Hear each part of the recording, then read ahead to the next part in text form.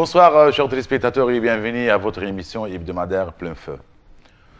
De nombreux pays vivent encore avec les marques douloureuses de leur crise politique, faute d'avoir pu véritablement mettre en place des processus permettant une réelle réconciliation. La crise politique post-électorale qui a secoué dernièrement la Gambie, République sœur de la Gambie, a failli tourner à la guerre civile. Mais fort heureusement, une médiation qualifiée par de nombreux observateurs de très utile a confirmé le principe de l'alternance au pouvoir et a fait sortir la Gambie d'une crise sans précédent. Donc pour parler de ce sujet, entre autres, j'ai invité pour vous, chers téléspectateurs, Monsieur Mokhtar Ould-Dahi, ancien ambassadeur, membre du Conseil national de l'IPR. Bonsoir. Bonsoir. Monsieur Cheikh Ahmed Ould Zahaf, ancien ministre et ancien ambassadeur. Bonsoir. Monsieur Gaïdé Alassane, journaliste et ancien maire de la ville de Dioel. Bonsoir. Bonsoir. Et Madame Moutem Telhaj, membre du bureau exécutif de l'UPR. Bonsoir tout le monde. Et merci. Donc la Mauritanie ne fait pas partie de la CEDEAO, mais a toujours proposé de ses services pour résoudre cette crise gambienne. Notre président a bien joué son rôle de médiateur et a pu éviter à la Gambie un bain de sang privilégiant la diplomatie à la guerre. Grâce à nos relations privilégiées avec la Gambie, au rôle économique, culturel et social très significatif de notre colonie mauritanienne dans ce pays frère, tout cela est vrai. Mais certains disent que l'appréciation de ceux que nous sommes convenus d'appeler les gens de la majorité, que votre appréciation de l'appréciation du président de la République, Mohamed Abdelaziz, de cette crise est plus ou moins exagérée. Qu'en pensez-vous, Monsieur Gaïda? Bonsoir. Micro. Je crois que certains trouvent à redire par rapport à ce qui a été fait et qui fait honneur au pays, et qui agrandit son image de marque et qui renforce sa crédibilité extérieure et qui fait que nous volons au secours d'une maison ou d'une tente qui brûle. Je pense que trouver à redire par rapport à cela est plus exagéré que de considérer qu'il y a de l'exagération dans l'appréciation que les Mauritaniens portent, et pas seulement eux, que les Mauritaniens et avec eux l'ensemble de l'opinion internationale portent à une action courageuse, à une action lucide, à une action responsable, à une action qui réconcilie profondément la Mauritanie avec son destin. Partout où il fallait aller au secours des causes justes, la Mauritanie n'a jamais failli à son devoir. Et Mohamed Abdelaziz vraiment a agi dans le sens de constamment renforcer la crédibilité, l'audience et le rôle de la Mauritanie, tant au niveau de la nation arabe qu'au niveau de l'Afrique. Je pense que cette politique extérieure a un soubassement intérieur, parce qu'on dit en diplomatie, et je retiens un peu ma langue parce que je suis entouré de diplomates, que la situation intérieure est toujours le reflet de la situation de la diplomatie extérieure. Nous avons dans ce pays à cultiver la cohésion, le rapprochement, et nous sortons de journées mémorables qui ont conduit l'ensemble des acteurs de la classe politique à se concerter sur leur pays, sur le devenir du pays, sur la manière de donner à la Mauritanie la chance de se conduire de la meilleure manière. Et ce problème de Gambie intervient peu après. Et nous Vous ne pensez pas qu'il y a certains qui disent qu'il faut quand même balayer devant sa porte plutôt que de courir au secours des autres, que nous ne sommes pas vraiment à l'abri? Alhamdulillah, je pense que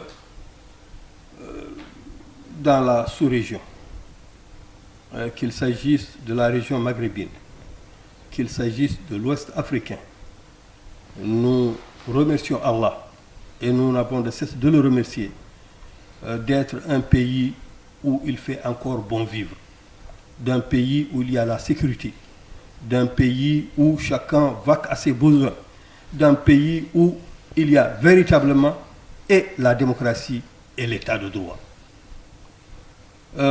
Ce n'est pas des valeurs qui courent à travers le monde aujourd'hui. Et je pense que si c'est cela balayé devant sa porte, notre porte aujourd'hui, alhamdoulilah, est suffisamment propre. Donc, Madame Mout, comment vous répondez en fait à ces gens qui pensent que vous êtes, que votre appréciation de cette, enfin, du travail, de la prestation des présidents Aziz est plus ou moins exagérée en fait, surdimensionnée, comme tu sais que ça. Moi, ma lecture de ce qui se vient de passer au pays frère, la Gambie, je considère que le président de la République, Mohamed Abdelaziz, a joué le rôle le plus important. Et je pense que ce qui a été fait n'est pas exagéré du tout, loin de là. Je pense que ça reflète exactement la réalité. Je pense que Mohamed Abdelaziz, à travers lui toute la Mauritanie, ont vraiment épargné à la sous-région une guerre dont les conséquences étaient imprévisibles. Et je pense que l'intention de la CEDEAO d'amener des troupes armées vraiment pouvait vraiment conduire à des choses que heureusement que ça n'a pas eu lieu. Donc moi je pense que la Mauritanie a toujours joué ces derniers temps ce rôle de médiateur, ce rôle de leader de la paix. Et je pense que c'est une occasion qui nous a été offerte pour montrer que la Mauritanie a toujours voulu s'aimer la paix, la sécurité, la stabilité dans toute la région. Je pense aussi que nous sommes deux pays frères et que les problèmes des uns est celui des autres. Donc, c'est tout à fait normal, que c'est vraiment louable que notre pays s'intéresse et évite des causes qui pouvaient être dangereuses pour cette région qui est très faible et qui ne peut pas avoir plus d'insécurité que ce que nous avons.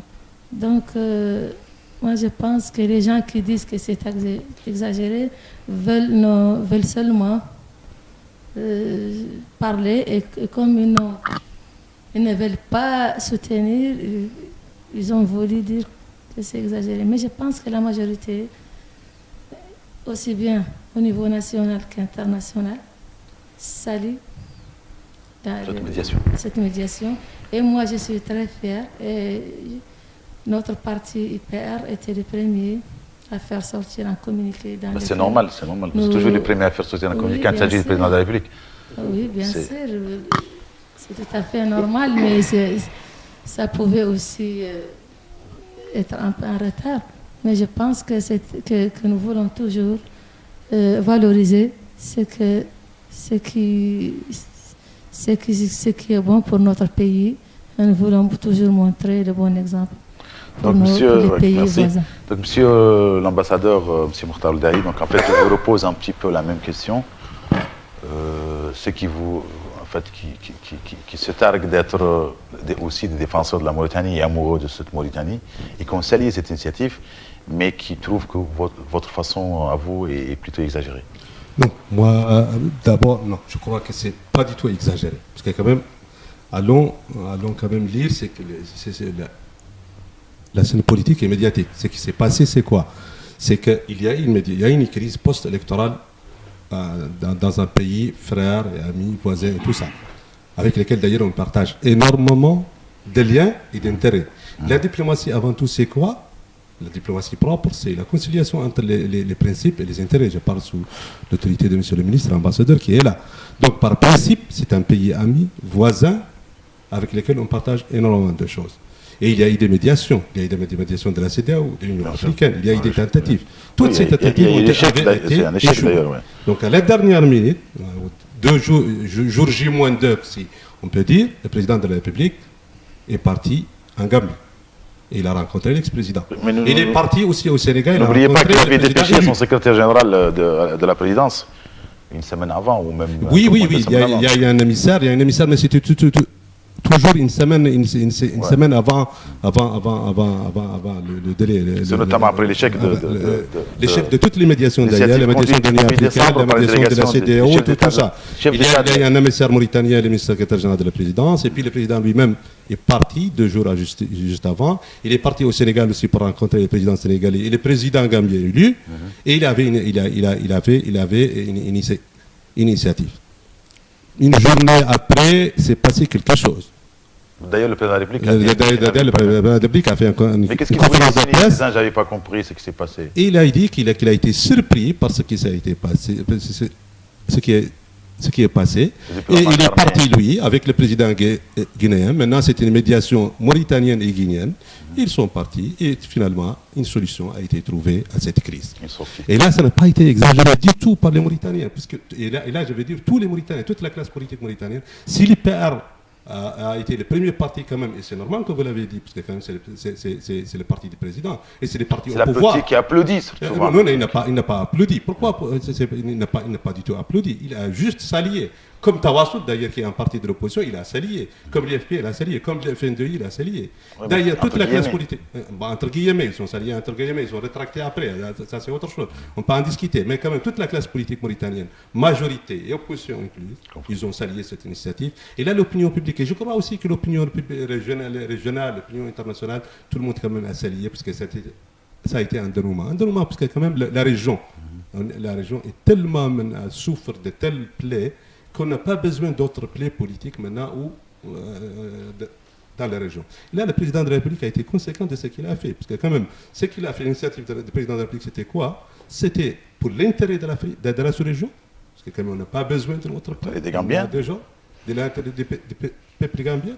Et c'est dans l'intérêt aussi de la Mauritanie. Parce que quand même, on a une grande communauté mauritanienne qui est là-bas, et qui joue un rôle important dans l'économie, économie active, tout ça, une économie très dans active, le commerce, très présente, et aussi ça, c'est dans l'intérêt de la démocratie, parce que quand même on a sauvé la démocratie gambienne.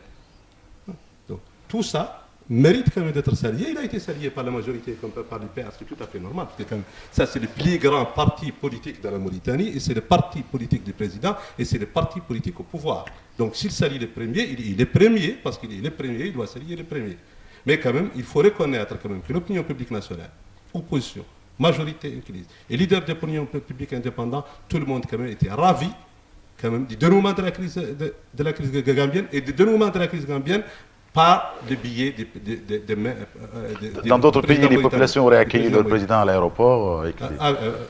Oui, c'est que c'est pas, donc ce n'est pas exagéré. Mais ça confirme toujours que ce qu'on a fait ici, c'est pas du tout exagéré. Les Guinéens, quand même, ont accueilli le président. Mais ici, quand même, nous, mais il avait Yahya Jammeh avec lui, quand même, c'est pas la même chose. Il a ramené le président de Gambie avec lui. Non, l'ex-président Yahya Jammeh est parti après la médiation. Il a pris quand même l'accord. Oui, mais Condé l'a ramené dans son avion, quand même. Condé l'a ramené avec lui dans le même avion, ce n'est pas quand même. Non, le président Jammeh est parti par avion mauritanien. Ah bon? Ah bon, je ne sais pas, non, mais c'est très bien, c'est une information. Parce que la presse internationale dit M. Condé a ramené Jammeh dans son avion. Quand on dit dans son avion, ça veut dire l'avion dans lequel il était. C'est important quand même que ce soit un avion mauritanien. Quoi qu'on dise, votre question quand même, nous les Mauritaniens, nous n'avons pas exagéré quand même le résultat de cette médiation. Voilà. Par contre, c'est une médiation quand même qu'il faut expliquer. Elle n'est pas dans l'intérêt de X ou Y. Elle est dans l'intérêt de la sous-région, elle est dans l'intérêt de la fraternité. Ils ne sont pas les premiers concernés. Elle est dans l'intérêt aussi des Mauritaniens, parce que c'est ça la diplomatie, encore une fois, c'est la conciliation entre les principes et les intérêts. Il y a là les principes du bon voisinage entre deux pays frères et qui ne sont pas les plus intéressés. Il y a aussi les intérêts, parce que nos intérêts sont très présents dans ce pays-là. Monsieur l'ambassadeur, en fait, comment vous répondez un peu à cette question? Bien. Moi, je pense d'abord que ce n'est pas du tout exagéré. Pour répondre à votre question, c'est là pour plusieurs raisons. La première raison, c'est au final, après peut-être moult tergiversations, le consensus qui s'est dégagé aujourd'hui au niveau de la classe politique mauritanienne et qui salue l'initiative de médiation du président de la République. Parce qu'en fait, cette médiation est un acquis pour la Mauritanie. Parce que rappelez-vous bien que jusqu'à présent, chez l'ambassadeur le sait, peut-être Doyen Gaïdé, ma collègue Mitra le sait, jusqu'à présent, on parle de la présidence du feu Mokhtar Ould-Daddah, l'ancien président de l'OIA. Ouais. Et ça, c'est un acquis qui reste pour la Mauritanie. Donc, cette initiative de médiation est un acquis qui reste pour la Mauritanie. Et qui restera pour la Mauritanie pour toujours. Et fort heureusement que toute la classe politique, abstraction faite de ces contradictions, abstraction faite des écarts qui existent dans l'appréciation de la situation dans son ensemble, aujourd'hui, il y a un consensus qui se dégage autour de cette question. Ce qui est extrêmement important. Deuxièmement, je crois que l'événement est d'une importance capitale en ce sens où, pour la première fois en Afrique, quand il y a un conflit, pour la première fois, puisque un conflit s'est posé, on a les mécanismes africains. Ce sont les mécanismes africains qui ont été derrière. Nos propres mécanismes. Les propres mécanismes africains qui ont été derrière les dénouements et qui ont été derrière la solution qui a été trouvée. Ce qui n'est pas rien. Parce qu'en fait, on a épargné l'embrasement au niveau de la sous-région. On a épargné à la Gambie une guerre civile. Et on a sauvé, comme l'ambassadeur Mokhtar vient de le dire, on a sauvé la démocratie dans un pays africain, ce qui est extrêmement important. La troisième raison, c'est que cette initiative de médiation est intervenue à la dernière minute. Elle est intervenue après, c'est que dans les choses plus difficiles, elle est intervenue après plusieurs échecs. Le premier échec, c'est l'échec des mécanismes institutionnels de la Gambie elle-même. Le deuxième échec, c'est l'échec de la CEDEAO, dont certains membres n'avaient de solution à envisager que d'aller vers une solution militaire. Donc, moi, j'estime que cette initiative a été un succès parce que le côté pacifique, le côté solution pacifique, l'a emporté sur le côté violence et le côté armé. La quatrième raison, c'est qu'aujourd'hui, on a ouvert des perspectives, aussi bien pour la Gambie que pour tous les pays africains, et en particulier les pays de la sous-région. De telle sorte que désormais, cette initiative va être un cas d'école. Si aujourd'hui, il se répète de pareilles choses, de pareilles situations, se répètent dans certains pays africains, on pensera de toutes les façons à l'initiative du président Mohamed Ould Abdelaziz en Gambie, qui a tous ces mérites que je viens de dire. Bon, je pense que pour ces raisons-là, ce n'est pas exagéré. Moi, je pense que c'est louable, que c'est une initiative qui est venue à point nommé et qui a permis tous ces succès-là dont je viens de parler. Maintenant, les interprétations des uns et des autres, les non-dits auxquels peuvent penser les uns et les autres, je crois que ce n'est pas ça qui importe. L'essentiel étant, sur le terrain, la réalité. C'est que l'ancien président Jammeh s'est retiré, a accepté de se retirer. Il est allé dans un pays qu'il a lui-même choisi. De son propre gré. Le président Barrow est arrivé dans son pays et il est en train de mettre les choses en route pour que la Gambie... Donc il y a une alternance au pouvoir. Ça a permis une alternance au niveau au pouvoir. Monsieur Alassane, Monsieur Gad Alassane, en fait, au cours de cette médiation, le président Aziz et le président Condé ont pesé de tout leur poids pour convaincre les deux parties de signer un accord consacré à une sortie des crises. Et pour certains, en fait, ils pensent que c'est surtout grâce à la pression exercée, la pression armée exercée par la CEDEAO, que Jammeh a fini par céder le pouvoir. Donc en fait, pression diplomatique ou pression militaire, ou les deux pressions, qu'en pensez-vous? Je crois que Vous croyez que? il faut considérer que c'est un ensemble de choses, d'actes qui ont déterminé cela. Il y a certes le poids de la CEDEAO, son implication militaire, mais nous savons que jusqu'à la dernière minute, Jammeh n'avait pas plié et n'avait pas reculé. Surtout qu'il y avait une délégation conduite par les présidents. Jusqu'à la dernière minute, même Condé et Aziz n'avaient pas la certitude qu'ils allaient être entendus et suivis. Donc, il y a probablement cet aspect de pression militaire, de pression diplomatique, parce que l'action militaire de la CEDEAO ne venait qu'après l'échec de l'action diplomatique, qui n'était pas seulement celle de la CEDEAO, qui était aussi celle de l'Afrique, qui était celle des Nations Unies, qui était celle de l'Europe, qui était celle de tout le monde.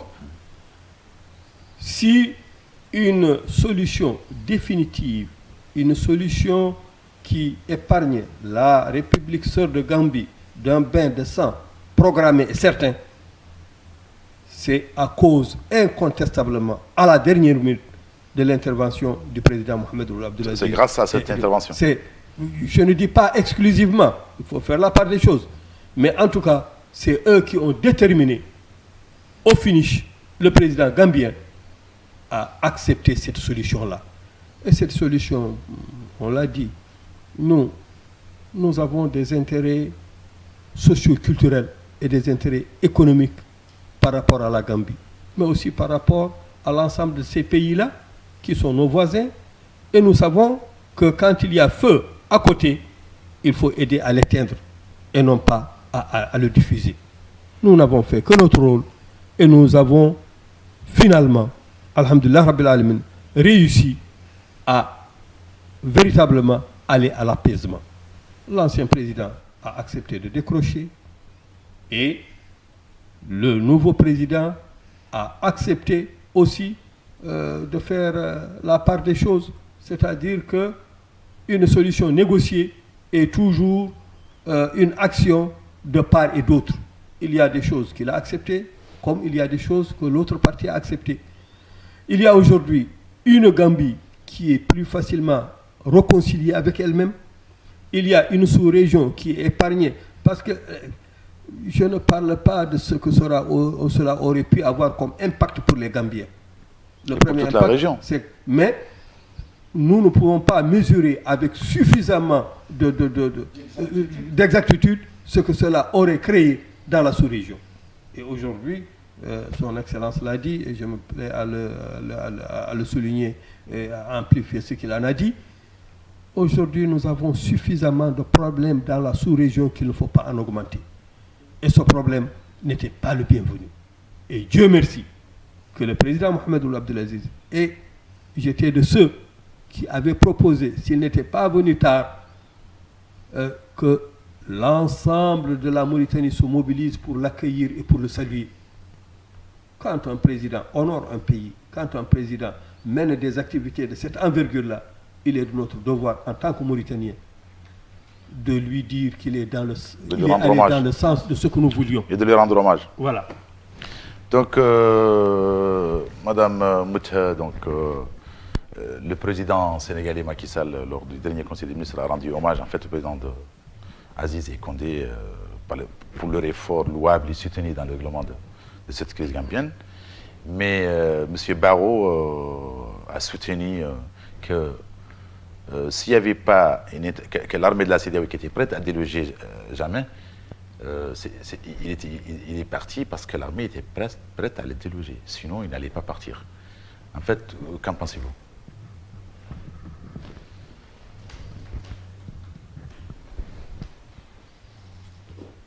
Donc moi, je pense que Jammeh s'est retiré à la dernière minute. Je pense que c'est à 2 heures de temps ou un peu moins avant le temps programmé pour l'intervention des troupes militaires. Ben justement, parce qu'il avait peur, c'est ce qu'il non, disait. pas du tout. S'il avait peur, il allait renoncer il a tout depuis un les peu, débuts, hein. depuis les débuts, bien avant. Mais ce n'est pas juste À cause un de... peu avant le rendez-vous que C'est pas à ça cause montre des militaires, Donc mais moi je surtout pense grâce que c'est plutôt grâce à la conviction du président, aux arguments, et grâce plutôt à l'effort que le président Aziz a toujours voulu faire dans cette région. Et je pense qu'il a convaincu Jammeh, et ce n'est pas du tout les forces armées, parce que au contraire, je pense qu'il a pris beaucoup de temps à cause à cause de la vie de la CEDEAO. Moi, je pense que Aziz a toujours été Mouafaq ou Moubarak. Donc, moi, je considère un khutwa Moubarak. Non, en français. Non, en français. Je vais Non, l'émission est en français. Je vais la traduire. Donc, moi, je pense que ça a été khutwa Moubarak et Mouafaq. En français, parce que, donc, c'est un axe qui a été plein de baraka et qui a bien réussi, et qui a amené donc Jammeh à écouter, quitter le pouvoir. Quoi. À quitter le pouvoir, ce qui a été salué par tout le monde. C'était dans l'intérêt des Gambiens, c'est dans l'intérêt des Mauritaniens qui sont en Gambie. Et donc finalement, je pense que c'est la raison qui a porté, et ce n'est pas du tout les gens qui ont convaincu le président Jammeh à quitter le pouvoir. Je ne suis pas du tout de cet avis. Et je pense que c'est plutôt des gens qui sont un peu,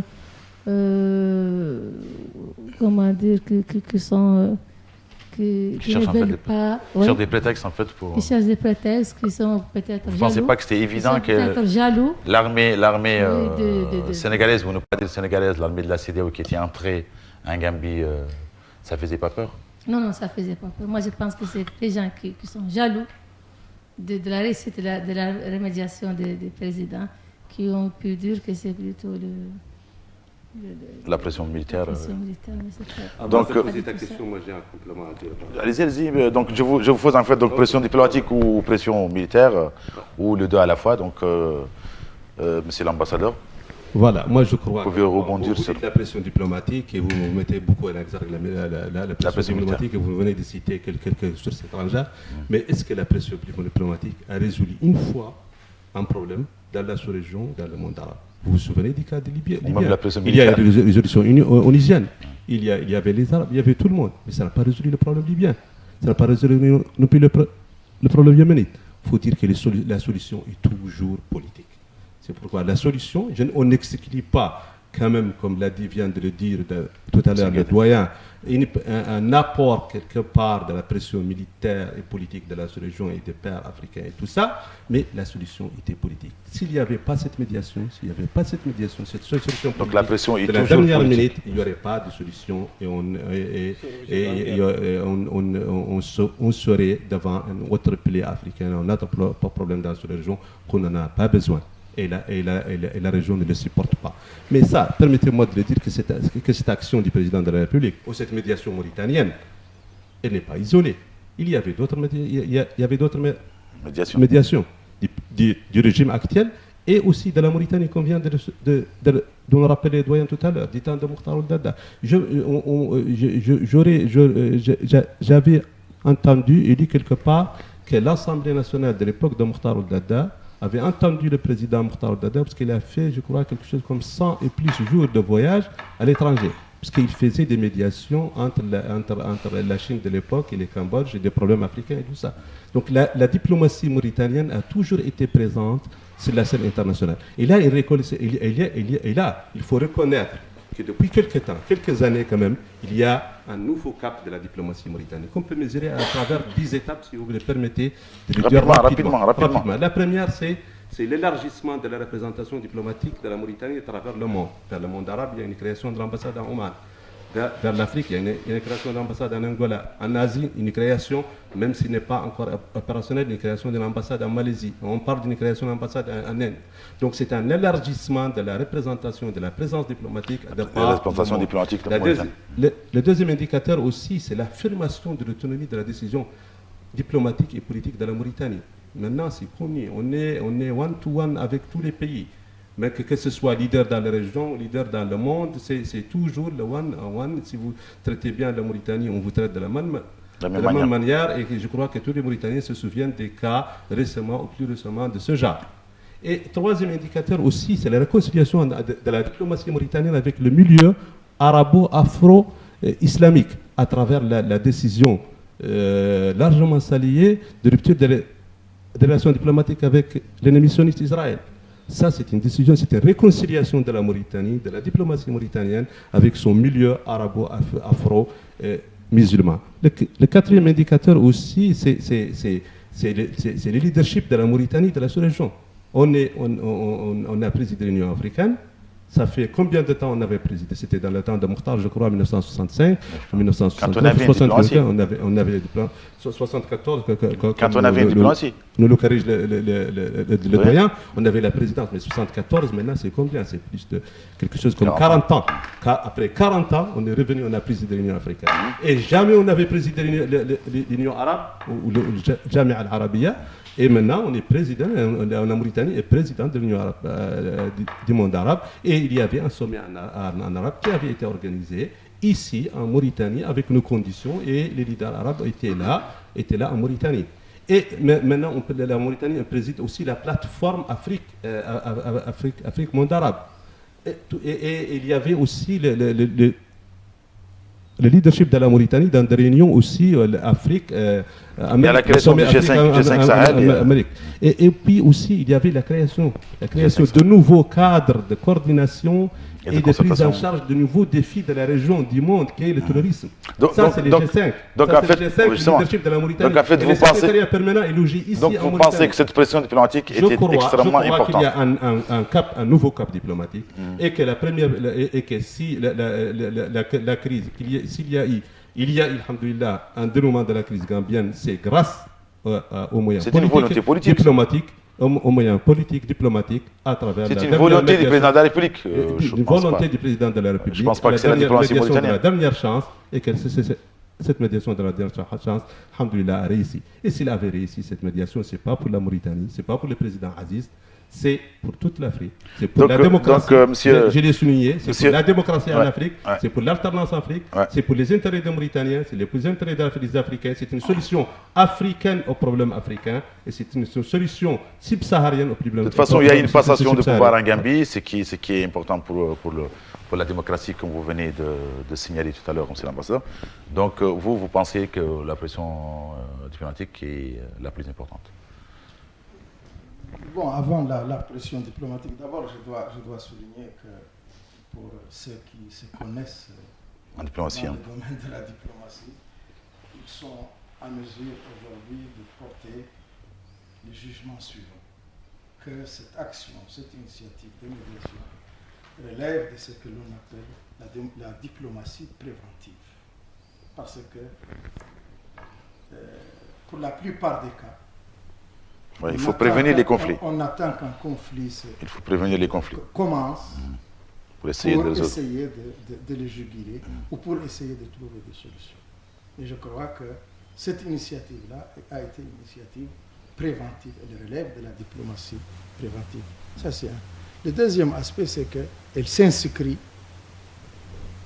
et c'est normal parce qu'elle s'inscrit dans la droite ligne de toute l'action que la Mauritanie a déjà menée sous l'égide du président Aziz. Parce que, rappelons-le, le président Aziz, ce n'est pas la première fois qu'il s'occupe d'une médiation au niveau de la sous-région. Il s'est occupé de la médiation au niveau de la Libye, il s'est occupé de la médiation à la Côte d'Ivoire, il s'est occupé de la médiation au niveau du Mali, à côté. Il a présidé l'Union africaine, il préside actuellement la Ligue des États arabes, il vient de présider la conférence arabo-africaine sur l'économie, au titre de sa présidence de la Ligue arabe. Donc c'est dire qu'en réalité, c'est tout à fait normal que la Mauritanie réussisse ce coup de maître parce que déjà, lui, il a acquis énormément d'expérience et énormément de qualité pour assurer la facilitation entre les belligérants et entre les parties en conflit. Ça, c'est d'une part. D'autre part, par rapport à l'action militaire, comme Doyen Gaïdé l'a dit, il y a peut-être la conjugaison d'un certain nombre de facteurs. Mais quand il y a la conjugaison d'un certain nombre de facteurs, rappelons-le, il y a toujours un facteur déterminant. Le facteur déterminant était politique, comme disait le facteur déterminant a été le facteur diplomatique. C'est-à-dire que même si certains pays de la CEDEAO avaient favorisé l'action militaire, après qu'ils aient fait tout pour trouver une solution diplomatique qu'ils n'ont pas pourtant trouvée, et c'est le président Mohamed Ben Abdelaziz qui a réussi à trouver cette solution, c'est que son effort a été déterminant par rapport à l'action militaire. Donc en fait, excusez-moi, mais je suis obligé de rebondir un petit peu à cette intervention-là de votre part. Est-ce que vous pensez que les forces armées du Sénégal, en fait, ou de la CEDEAO, sous l'égide du Sénégal, occupent aujourd'hui, la Gambie occupe, entre guillemets, c'est pour sécuriser le président Barrow, ou c'est juste pour être en fait dans l'enclave gambienne? Je ne suis pas en mesure de parler d'occupation, Ahmed. Entre guillemets, j'ai bien dit entre guillemets. De parler d'occupation. Enfin, il y en a qui disent, il y en a qui le disent, ils disent les Sénégalais sont en train d'occuper la Gambie. Je ne suis pas prêt à parler de l'occupation. Mais c'est pour sécuriser, soi-disant pour sécuriser le président Barrow. Mais je crois qu'il y a un processus. En tout cas, par rapport à l'initiative de médiation du président de la République de Mauritanie, son Excellence Mohamed Ben Abdelaziz, la tâche a été accomplie. Elle a consisté. Donc il y a une intervention militaire après, elle a consisté à trouver une solution avec les partis qui étaient en conflit, à savoir l'ancien président Jammeh et le président élu, M. Barrow. Cela a été fait, il a été sanctionné par un accord sous la supervision des Nations Unies, sous la supervision de la CEDEAO elle-même. Maintenant, si la CEDEAO ou si un pays tiers pense qu'il doit rester là. Oui, mais ils sont aussi sous les ordres de la CEDEAO. Qu'il doit rester là en Gambie. Moi, je crois que la Gambie, jusqu'à preuve du contraire, est un pays indépendant et souverain. Et on ne peut pas se mettre à la place des autorités gambiennes pour dire est-ce que les forces sénégalaises ou les forces de la CEDEAO sont des forces d'occupation ou pas. Vous voyez. Donc M. Gaïdé, en fait, vous pensez qu'ils sont là pour sécuriser le président Barrow, dont selon certains la sécurité n'a jamais été menacée? Je vais rebondir un peu sur probablement la formulation avant de donner une réponse. Le terme occupation n'est pas approprié. Entre guillemets. N'est pas approprié parce qu'on l'enlève de son cadre. Et quand vous enlevez quelque chose de son cadre, vous lui enlevez son substrat. Il y a que la Gambie fait partie d'un ensemble qui s'appelle la CEDEAO. Voilà. Et que la CEDEAO, fidèle à elle-même, a instruit de faire de la diplomatie pour trouver une solution, une diplomatie qu'elle n'a pas pu réussir. Et elle a mobilisé des armées pour, au cas où il n'y a pas du tout d'issue, pour plier le président Jammeh et remettre le pouvoir à celui qui... Oui, mais c'est fini, le président Jammeh est parti. Nous, on parle maintenant. Nous, on parle en fait de... Je disais que je rebondissais là-dessus, je n'ai pas fini de rebondir. Justement, quand je finis, je vais répondre. Donc, aujourd'hui, l'armée qui est là-bas n'est pas une armée d'occupation, c'est une armée déjà de la CEDEAO. Il y a amalgame, quoi. Il y a amalgame. La CEDEAO, et que le président, actuel, reprend à son compte et demande que l'armée continue à l'assister pour peut-être avoir un peu plus de visibilité. Sa sécurité est menacée. Sa sécurité est menacée. Il arrive, nous, quand nous envoyons aujourd'hui une armée en Ouganda ou ailleurs, ce n'est pas pour l'occuper, c'est pour répondre à un mandat. Cette armée-là est là dans le cadre d'un mandat. Et je crois qu'il faut dire clairement les choses pour ne pas induire l'opinion en erreur. Elle est dans le cadre d'un mandat, accepté par le président Jammeh lui-même n'avait pas récusé ce mandat-là. Il a son corps défendant, il ne peut pas dire non, parce qu'il sait que ça fait partie des règles du jeu de l'organisation. Mais aujourd'hui, c'est au président qui est entré en fonction, qui est à Banjul, de dire je ne veux plus de cette armée, retirez-la, ou j'en ai encore besoin, et je la garde pour un temps. Oui, mais vous pensez, excusez-moi, mais vous pensez que ce président aujourd'hui, M. Barrow, qui est le nouveau président de la Gambie, vous pensez qu'il peut à lui seul décider de faire sortir cette armée de la CEDEAO de son pays? Vous ne pensez pas, comme certains le pensent, que c'est surtout les Sénégalais qui veulent un peu mater les Casamancés avec cette armée-là, en Gambie?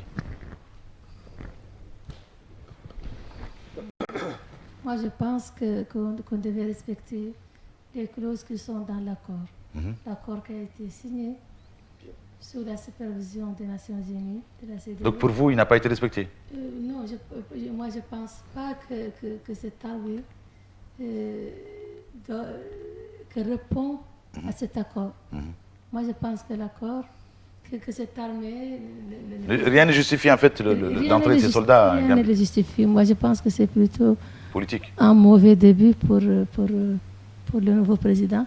Moi je pense qu'il doit avoir confiance et que je pense que les Sénégalais ne doivent pas mettre leur nez dans les affaires et surtout au début à l'intérieur de la Gambie. Donc moi je pense que le président... Monsieur l'ambassadeur, vite fait par rapport à cette question, excusez-moi, mais juste par rapport... Oui, je reviens. Juste par rapport à cette question... Moi je crois que ça c'est un problème gambien. Ouais.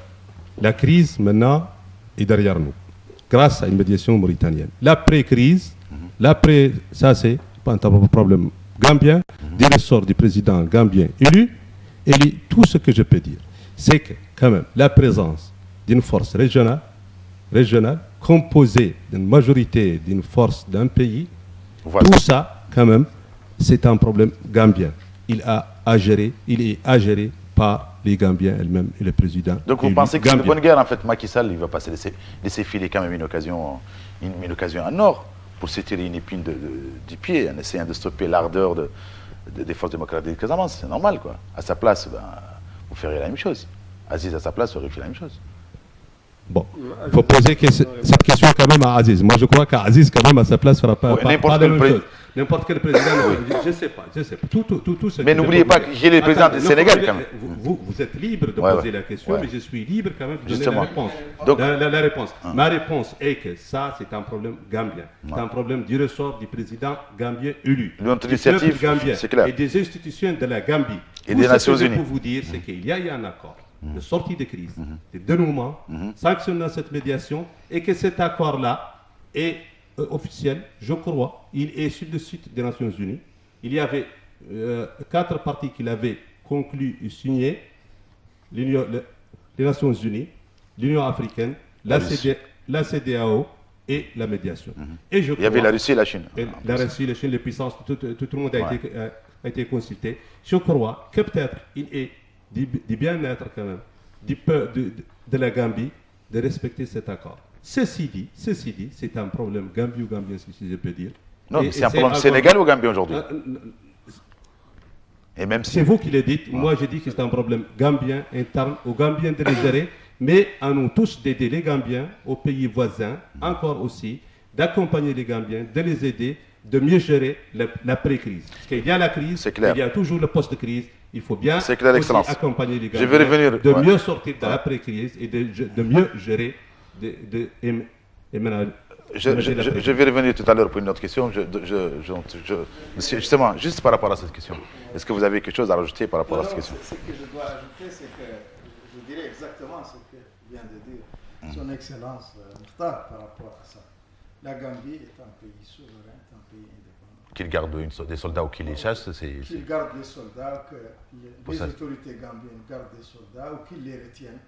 C'est l'appréciation et les CAE, ils sont les seuls à pouvoir apprécier de cela. Donc pourquoi signer un accord ensuite, Donc pourquoi signer un accord s'il n'est pas? Non, écoutez, quelqu'un dirait peut-être pas dans la formulation que vous venez de dire, ou plus ou moins l'interprétation qui sous-tend vos propos. Quelqu'un dirait peut-être que la CEDEAO a ses propres mécanismes. C'est normal. La CEDEAO a ses propres mécanismes. Là, on parle de notre frère sénégalais. Sénégal. Que si elle n'arrive pas, si elle ne réussit pas à régler un problème pacifiquement, elle peut faire intervenir ses forces, que ça c'est un mécanisme qui est admis, qui est accepté. Excusez-moi, monsieur l'ambassadeur. Monsieur l'ambassadeur, la crise est réglée. La crise est réglée, Hadjami a quitté le pouvoir. Maintenant, nous avons une armée, pour certains sénégalaises, moi je pense qu'il y a un amalgame, parce que c'est quand même sous les ordres de la CEDEAO, qui est présente en Gambie sous prétexte de sécuriser le président Barrow. Alors qu'il y a d'autres qui pensent que monsieur le président du Sénégal, monsieur Macky Sall, veut utiliser cette armée contre les Gazamancés qui utilisent le territoire gambien comme base arrière.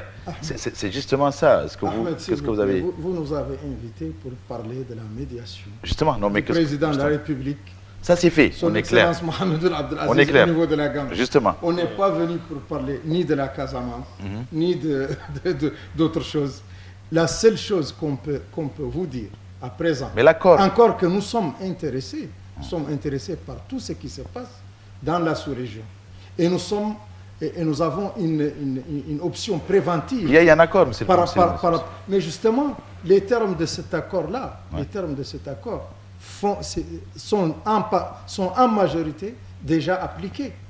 L'accord qui a été fait sous les auspices du président Mohamed Ould Abdel Aziz est à 90% appliqué. Maintenant, si les autorités gambiennes pensent qu'elles gardent des forces du Sénégal ou dans notre autre pays, ou que déjà c'est clair. De toute façon, c'est un pays indépendant, c'est un pays souverain. Donc, monsieur Ngaïdé, nous allons nous opposer, suivant la volonté de notre président, en tant que Mauritanie, à tout ce qui peut aller dans le sens d'envenimer la situation dans la sous-région. Vous voyez.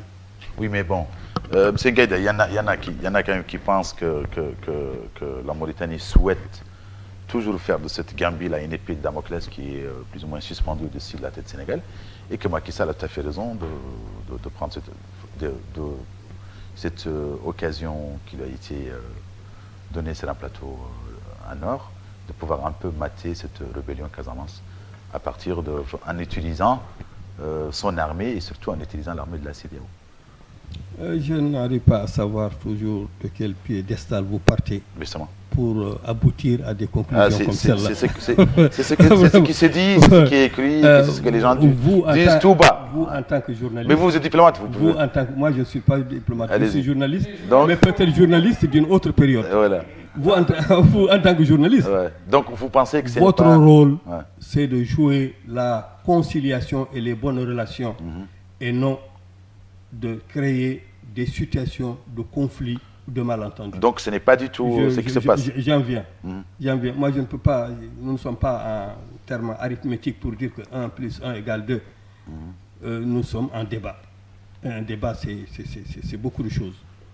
Mohamed Ould Abdel Aziz est allé au Mali et il s'est pratiquement mis en situation de perdre sa vie en descendant à Gao. Nous avons salué cet acte. D'autres ont dit qu'il est de ses parents. Ce qu'on peut dire en marge de la réalité, nous ne devons pas le rapporter. Il y en a qui disent qu'il est en train d'aider son ami Yahya Jammeh, juste qu'il était dans un impasse. Parce que ça ne sert à rien. Lui, il s'aide d'abord lui-même. En tant que Mauritanien, il a le devoir, quand il y a un conflit dans un pays voisin, d'y aider. Ça, c'est notre vocation à nous, en tant que Mauritaniens. Monsieur Ngaïdé, là, on parle d'un accord. On a signé un accord. Et pourtant, l'armée de la CEDEAO, l'armée du Sénégal est toujours présente en Gambie. Donc, moi, je dis qu'il y a une armée française au Mali et ce n'est pas une armée d'occupation. Il n'y a pas un accord, c'est pas la même chose. Si, là, on a signé un accord pour qu'elle n'ait jamais... C'est dans le cadre d'un accord que l'armée de la CEDEAO se trouve en Gambie. Donc vous êtes pour que... Je ne suis pas pour... Non, moi je dis simplement ce qui est. Non, c'est pas pour ou contre. Ça veut dire comment vous lisez en fait. Moi je veux votre lecture de la situation. Ma lecture, je l'ai dite et je le redis. Ma lecture est que la Gambie fait partie d'un ensemble qui s'appelle la CEDEAO, qui a décidé de voler au secours de la démocratie. Et que cette démocratie a probablement besoin d'un accompagnement, que le nouveau président n'a pas dénoncé la présence de cette armée sur son territoire, et c'est son droit demain de dire à cette armée-là de s'en aller. Si cette armée ne s'en allait pas, après qu'il l'ait dit, on peut parler d'occupation. Aujourd'hui, c'est une coopération à l'intérieur, c'est la mise en action de mécanismes opératoires d'une organisation. Voilà ce qu'on peut en dire. Si on dit autre chose, c'est que véritablement, on enlève au problème son substrat et qu'on veut lui trouver autre chose. Et je dis que nous ne pouvons pas reprocher à des journalistes de tenir des actions licencieuses ailleurs et nous permettre nous-mêmes de le faire ici. Nous avons des vertus, nous avons des convictions, nous avons des missions. Et vous avez la plus lourde mission après celle des enseignants. Vous, hommes de presse, vous avez la plus lourde mission dans ce pays-là. Le pays par rapport à lui-même, pour que véritablement le tissu social soit remembré, le pays par rapport à l'extérieur, pour que la Mauritanie continue. Parce que cette Mauritanie-là, on l'a dit à Mohamed Khoulan en 1981 en Chine. Nous sommes un pays d'exception. Nous sommes un pays qu'on ne retrouve tel quel nulle part ailleurs au monde. Nous sommes la première marche du monde arabe, la dernière marche du monde arabe vers l'Afrique noire et la dernière marche de l'Afrique noire vers le monde arabe. Et dans ces deux entités auxquelles nous appartenons de plein pied, nous avons toujours joué un rôle moteur, un rôle majeur. Nous parlions de Mokhtar Ould-Daddah. C'est grâce à son action que l'ensemble des États africains de l'OUA à l'époque ont rompu avec Israël. Et ce rôle, aujourd'hui, c'est comme l'histoire se répétait, la Mauritanie doit continuer à le jouer. Ben justement, Gaïda, par rapport à la Libye, oui, nous avons apporté ce que nous avions apporté sans qu'on ne puisse parler que la Mauritanie. Non. Donc en fait ceux qui ont fait cette lecture, comme je viens de le dire, pensent que c'est de bonne guerre, quoi. Que Macky Sall, il a tout à fait raison d'utiliser. Je ne dis pas que Macky Sall, la Gambie. Macky Sall, je ne le mets même pas là-dedans. Il a raison. Je dis qu'il y a la CEDEAO. Et Macky, peut-être pour des raisons de proximité, et peut-être pour des raisons que vous dites, d'intérêt, à l'armée la plus nombreuse dans ce que la CEDEAO a envoyé. Il avait un pays qui était pris comme base arrière par des forces démocratiques des Casamance. Il a une occasion, c'est normal, c'est tout. Il y en a qui le pensent. Est-ce que vous faites certains de ceux qui pensent cela ou pas? C'est ça la question. Il est possible. C'est peut-être pas mon point de vue. Il est possible que ce soit dans ses préoccupations. Mais de là à dire qu'il y a occupation, je dis qu'il y a un pas qu'il ne faut pas franchir. Oui, il y a amalgame. Donc, voilà. Donc, pour vous, vous voulez rajouter quelque chose à ça? On va passer au deuxième thème, sinon. Vraiment, il faut qu'on le dépasse. Ah non, si tu veux nous faire dire des... Non, si vous avez quelque chose à dire, sinon on passe au deuxième thème vite fait, parce qu'on n'a plus beaucoup de temps. Moi, je pense qu'on doit quand même attendre peut-être un peu, voir le temps que va rester cette armée de la CEDEAO sur le territoire gambien.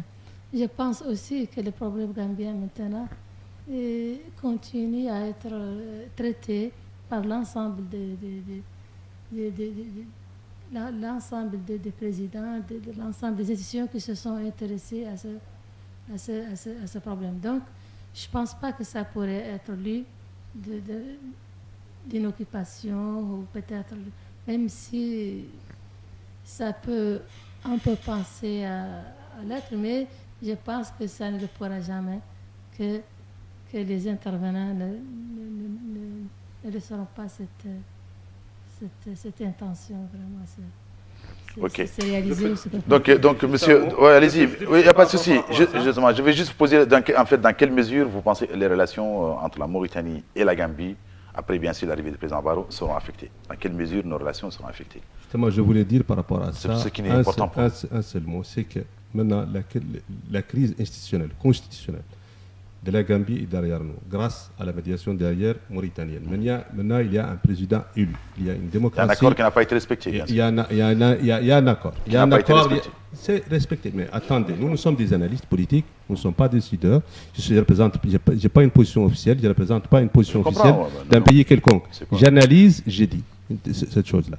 Vous ne me dites pas vous ne me faites pas dire ce que je n'ai pas dit. Ce que j'ai dit est très clair. C'est que la crise est constitutionnelle et derrière nous, grâce à nous, grâce à nous, Mauritaniens, avec grand thème. Le président Aziz, en l'occurrence, parce qu'il est le président, il incarne quand même la Mauritanie. Actuellement, c'est la situation en Gambie, c'est post-crise. Il y a un président élu, démocratiquement élu. Il y a une démocratie. Il y a une gestion de ce président. Reste au pays, notamment nous, la Mauritanie, nous observons, comme l'a dit tout à l'heure le secrétaire exécutif, wait and see. Nous observons la situation au Gambie. S'il y a une évolution positive, nous serons très satisfaits. S'il y aura une autre évolution, nous serons là, nous serons prêts à jouer le même rôle. Et les pays de la sous-région seront aussi prêts pour jouer le même rôle, puisque l'intérêt, le principe, encore une fois, c'est d'aider les pays voisins de sortir de la crise. Et l'intérêt aussi, encore une fois, c'est la stabilité dans la région, de ne pas rajouter d'autres problèmes à la région. Donc, dans ce cadre, donc les principes restent, les relations restent, et nous restons vigilants. Dans ce pas cadre, pour la Gambie, pour tous les pays de la dans ce cadre, est-ce que vous pensez que nos relations seront affectées par l'arrivée d'un nouveau président? Essayez rapidement de répondre à ça. Non. Non. Nos relations diplomatiques sont basées sur des principes avec la Gambie, ils sont basés sur des respects connus. C'est des principes connus. Le respect mutuel. Je crois qu'il y aura le respect mutuel entre nous et le nouveau président élu. Et les intérêts sont là. Lui aussi, il est conscient des intérêts et des principes de la région, des intérêts de la région, et des intérêts de la Gambie, de la Mauritanie, et des intérêts aussi de la Mauritanie en Gambie. Et s'il vous plaît, comme l'a dit tout à l'heure Madame la secrétaire exécutive, wait and see. Mais restons vigilants. Il y aura toujours des petits problèmes du couac après le post-crise. C'est bien à gérer. Mais nous mettons toute la confiance quand même pour que cette situation de post-crise soit bien gérée. Et nous restons, et nous devons rester, nous Mauritaniens et autres, vigilants et à la disposition aussi de nos frères et de nos voisins pour les aider encore une fois. Voilà. Donc, dans quelle mesure, en fait, vous pensez que nos relations vont être... Espérons pas affectées. Nos relations ne seront pas affectées. Plus exactement, il faut dire qu'elles seront renforcées. Elles seront consolidées. Au regard d'abord du rôle que nous avons joué pour trouver une solution équitable, pour trouver une solution durable, et au motif que nous devons continuer à apporter notre expérience, notre expertise, nos conseils, nos appuis conseils au nouveau président pour que, comme l'a dit le communiqué, qu'il n'y ait pas chasse aux sorcières, pour qu'il n'y ait pas de règlement de compte, mais pour plutôt qu'il aille dans le sens de cultiver l'entente, de cultiver le remembrement du tissu social, de créer les conditions d'épanouissement d'une démocratie qui permettent à chaque Gambien d'être chez lui et de vivre en harmonie avec ses voisins. Ok. Monsieur, excusez, vous pouvez garder les micros, juste on sort de ce thème par rapport à monsieur le ministre des Affaires étrangères de la coopération, monsieur Selkou Lizidbi, devant le deuxième forum de l'Union pour la Méditerranée, l'UPM a déclaré récemment, je cite, « Il importe de signaler que toute remise en cause des termes de l'accord conclu en Gambie sous l'égide des présidents mauritaniens et guinéens par quelque parti que ce soit a le potentiel de créer une nouvelle Somalie en Afrique occidentale. » Point. Fin de citation. Ma question est claire. Donc, en fait, est-ce que ces propos s'adressent au Sénégal? Alors, ça, c'est vous qui le dites. Non, c'est une question. Je ne dis pas, je pose une question. Ne me faites pas dire ce que vous ne voulez pas dire. Allez-y, répondez-moi. Est-ce que ces propos s'adressent au Sénégal? Vous pensez, en fait, est-ce que vous voulez une réponse que vous me suggérez, votre réponse, ou vous non. me laissez à moi je vous ai dit, est-ce que si oui, pourquoi? Sinon, dites non. Non, justement. Je ne réponds ni par oui, ni par non. Donc il s'adresse à qui?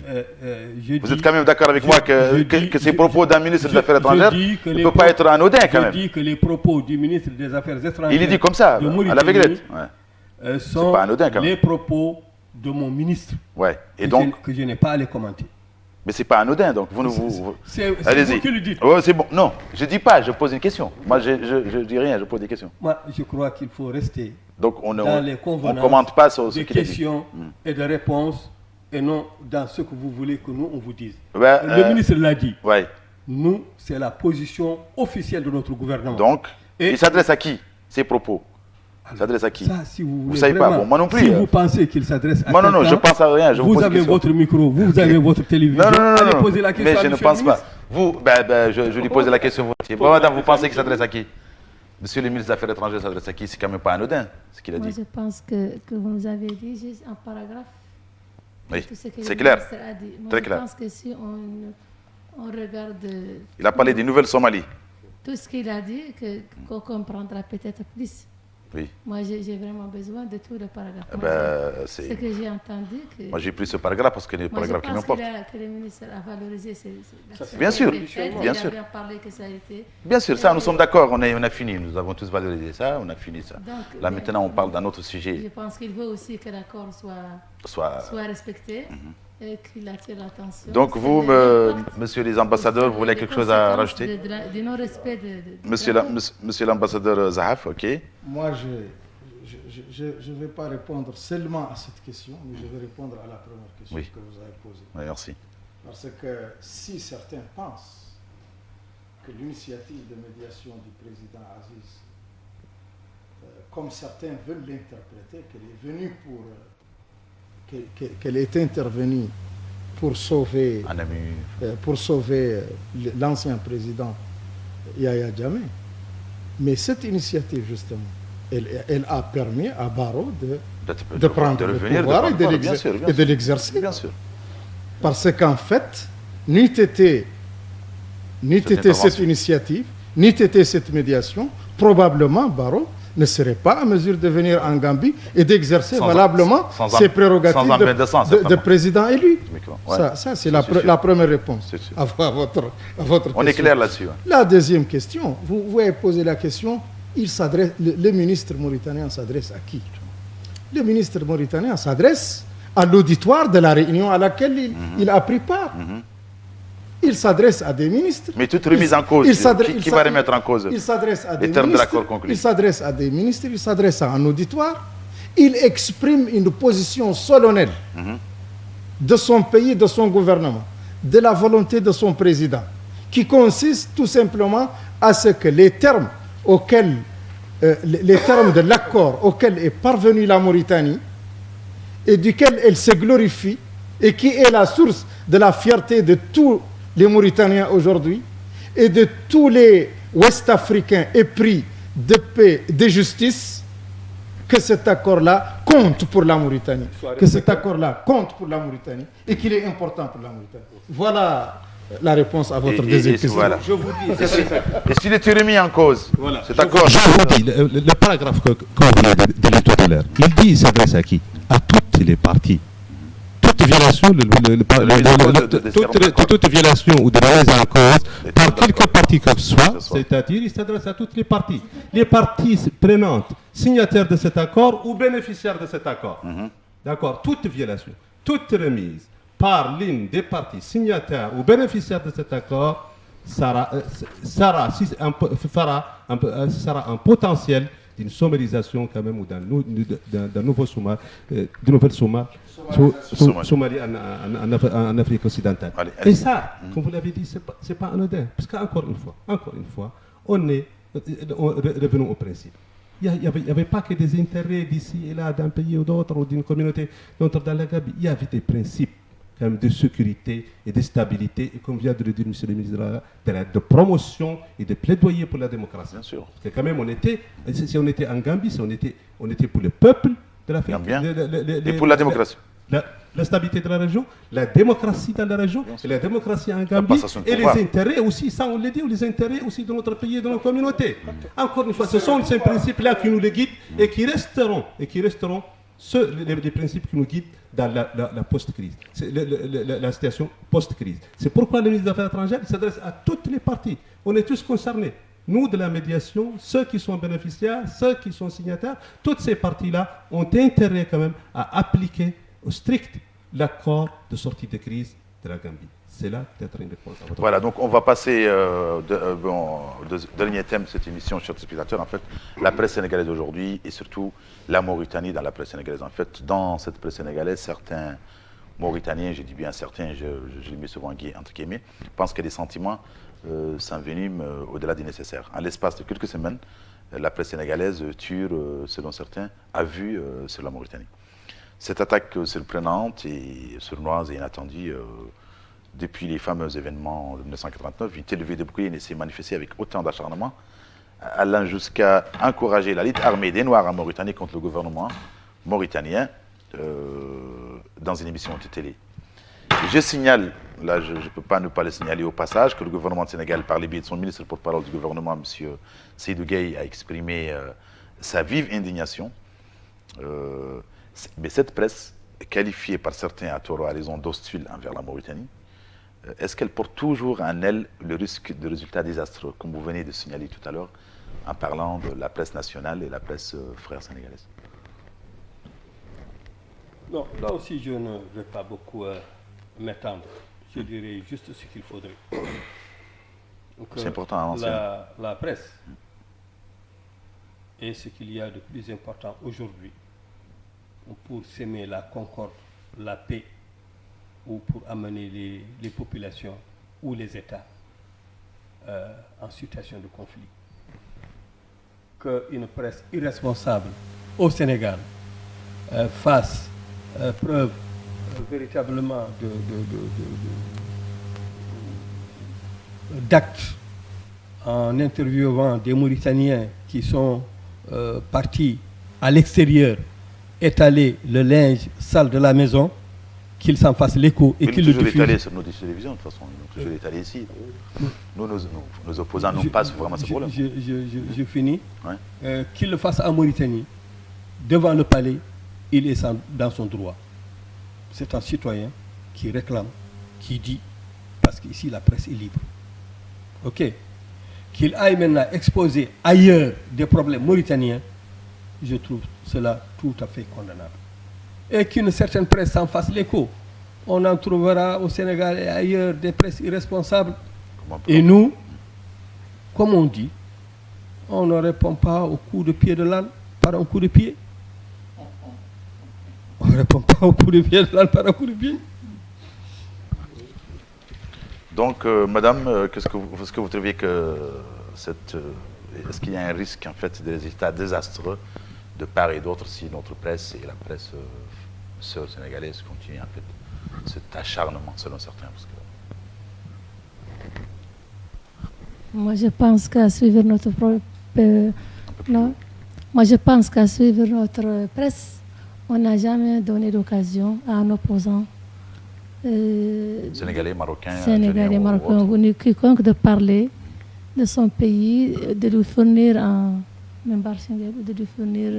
une tribune pour parler de certains problèmes qui peut-être ne sont pas justes. Donc moi je pense que je m'attends à ce que le gouvernement sénégalais prend une décision. Il a condamné avec une grande fermeté. Ça, non, pour moi, ce n'est pas suffisant. Je pense que c'est un premier pas et que je pense qu'ils continueront à faire le nécessaire parce que ce n'est vrai. Pour moi, c'est une grande erreur de laisser la presse créer des problèmes à des pays frères ou des pays voisins. Surtout que d'encourager les gens à parler ou à modifier la Mais la liberté de la presse, cela n'engage pas le Sénégal. Si sur une télévision privée, vous, moi ou l'un de nos invités, ça n'engage pas le pays. Ça engage le pays. Parce que la presse est une presse sénégalaise et je pense que cette presse doit être respectable. Elle ne doit pas vouloir créer. La presse, ce n'est pas pour créer des problèmes. C'est plutôt pour résoudre le problème. Donc moi, je pense qu'il y a des limites, qu'il y a des choses que la presse ne doit pas vraiment traiter, qui peuvent engendrer des problèmes ou des choses qui sont fausses. Moi, je pense que la presse, avant de parler de certaines choses, que la presse sénégalaise doit connaître les pays frères, les pays voisins. Moi, je pense que ce qui a été dit est vraiment faux, et archi faux. Donc, quand même, pour une presse aussi proche et pour un pays aussi frère, de parler des choses qui ne sont pas justes, moi, je pense que c'est un comportement que le gouvernement sénégalais, C'est clair, merci. et je le souhaite vraiment, qu'il doit condamner. C'est déjà fait, c'est déjà fait. Donc en fait, vous, monsieur l'ambassadeur, qu'est-ce que vous pensez d'abord de ces propos? Est-ce que vous pensez que ce sont des propos graves qui sont sur la République de Mauritanie dans l'émission de notre cher confrère? Voilà, rappelons d'abord ce qui s'est passé. Il y avait une émission dans une chaîne privée sénégalaise sur un débat sur le thème de l'esclavage en Mauritanie, auquel un citoyen mauritanien était invité. Il y avait d'autres aussi sénégalais. Qui a bien défendu son pays d'ailleurs.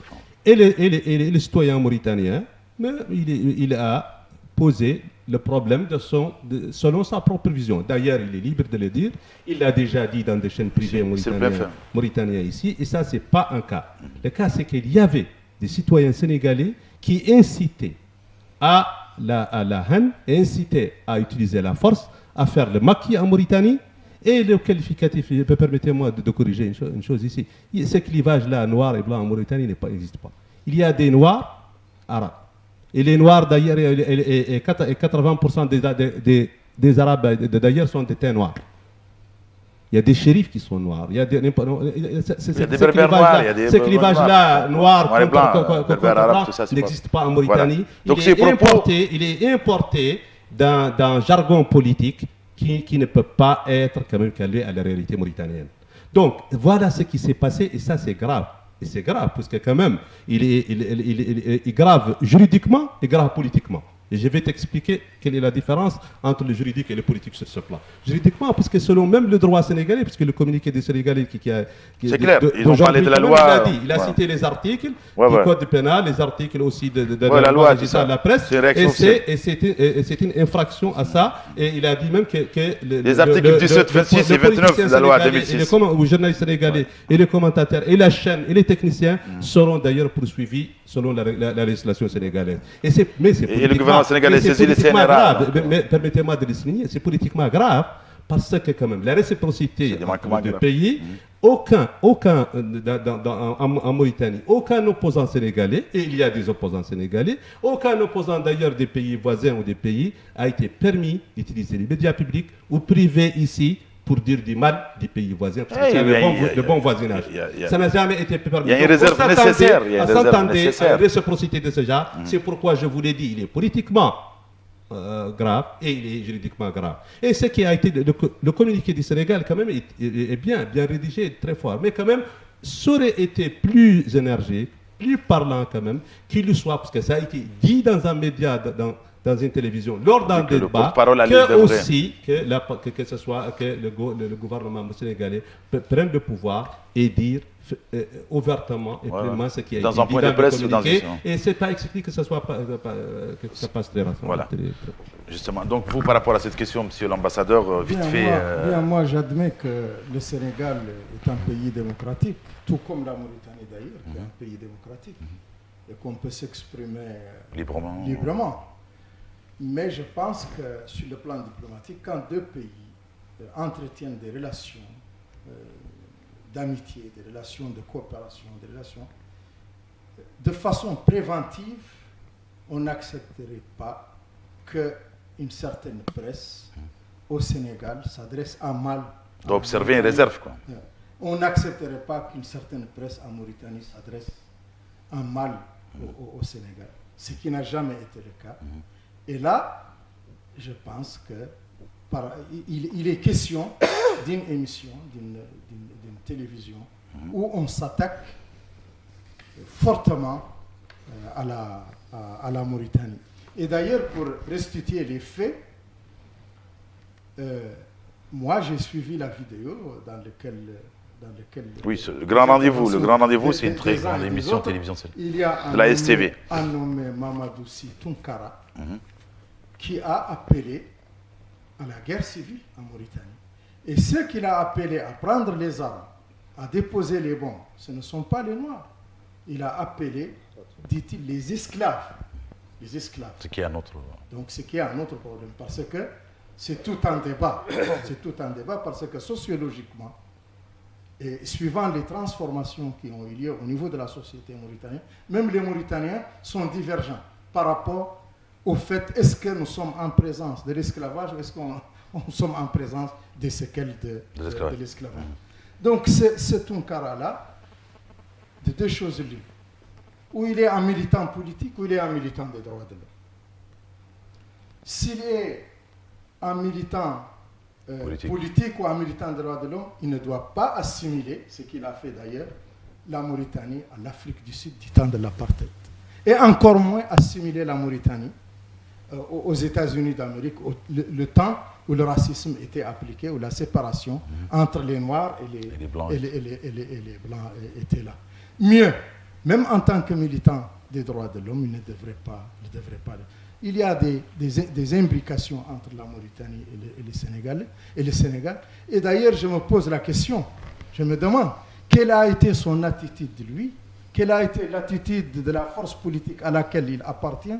Quelle a été l'attitude de l'organisation des droits de l'homme à laquelle il appartient quand, en 1989, les Haratim, rappelons-le, qui sont les descendants d'anciens esclaves, ont été cuits dans des fours à Dakar et partout au Sénégal. Est-ce qu'il a levé le petit doigt? Est-ce qu'il s'est indigné? Est-ce qu'il a dénoncé? Donc moi je pense qu'il y a là une surenchère extrêmement dangereuse qui va dans le sens d'envenimer non pas les relations entre les États, mais les relations sociologiques, les relations de tout ordre entre le peuple mauritanien et le peuple sénégalais. Je suis confiant qu'au Sénégal, il y a une classe politique suffisamment consciente. Je suis confiant que cette opinion-là est une opinion très marginale au Sénégal. Et je pense que les intellectuels sénégalais, que les militants politiques du Sénégal, que les militants des droits de l'homme du Sénégal doivent plutôt cultiver l'amitié, les relations séculaires entre la Mauritanie et le Sénégal. Donc un dernier mot, je vais faire le dernier tour de table. Un dernier mot par rapport à nos deux thèmes, si vous avez quelque chose à dire, ou un dernier mot pour nos chers téléspectateurs. Bon, parce qu'on n'a plus beaucoup de temps. Je voudrais dire juste une chose. C'est que nous vous remercions de nous avoir conviés autour d'un thème qui est important pour la Mauritanie et au-delà, qui est important pour la stabilité, pour la paix et pour la démocratie dans cette partie du monde. Le deuxième mot, et je finis par lui, c'est de souhaiter que cette presse, qu'elle soit de Mauritanie, du Sénégal ou d'ailleurs, soit un peu plus responsable et n'amène pas des situations conflictuelles entre des populations, qu'il s'agisse de l'intérieur de la Mauritanie ou des États, de manière tout à fait gratuite et de manière tout à fait légère. Nous demandons à Allah la paix. Moins d'hostilité. Nous demandons de bonnes relations avec le Maroc, avec l'Algérie, avec le Mali, avec le Sénégal, avec tous nos voisins. Nous demandons à notre président de continuer cette œuvre qui fait que la Mauritanie joue un rôle véritablement sur les deux pôles, le pôle arabe et le pôle africain. Et que ce rôle-là, si est à la Mauritanie, et qu'il a l'accompagnement, les félicitations de tout son peuple qui fait corps avec lui.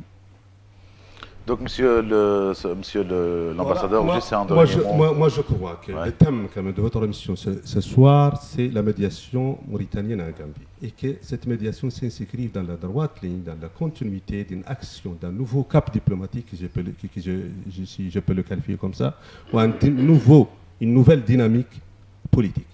Parce que quand même, la médiation mauritanienne, il y a eu une médiation au Mali, au Gao, qui a d'ailleurs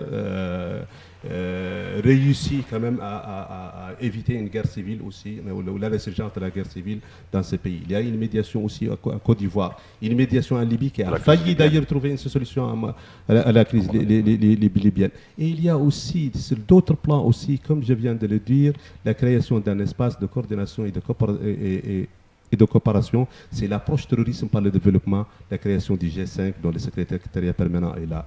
Et il y a aussi la présidence de la Mauritanie de l'Union africaine de Jam al-Arabiya et la présence de la plateforme, comme vient de le dire, parce qu'on est le mieux placé comme pour présider une plateforme de l'économie entre le monde arabe et le monde d'Afrique. Donc, il y a un nouveau cap, il y a un nouveau élan, il y a une nouvelle dynamique de la diplomatie mauritanienne dans laquelle la médiation et la réussite de la médiation de la crise gambienne s'inscrivent dans cette continuité. Donc, c'est là une nouvelle dynamique à s'allier. Il faut s'attendre aussi à une meilleure présence de la Mauritanie dans la scène diplomatique, que ce soit dans la région, dans le monde arabe, le monde africain et l'espace international.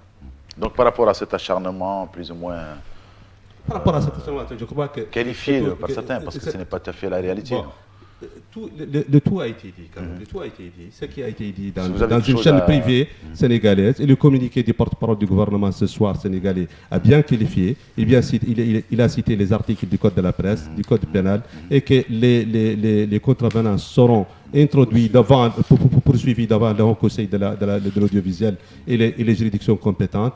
Et je crois que solennellement aussi, il peut y avoir aussi d'autres expressions plus énergiques aussi pour corriger ce malentendu.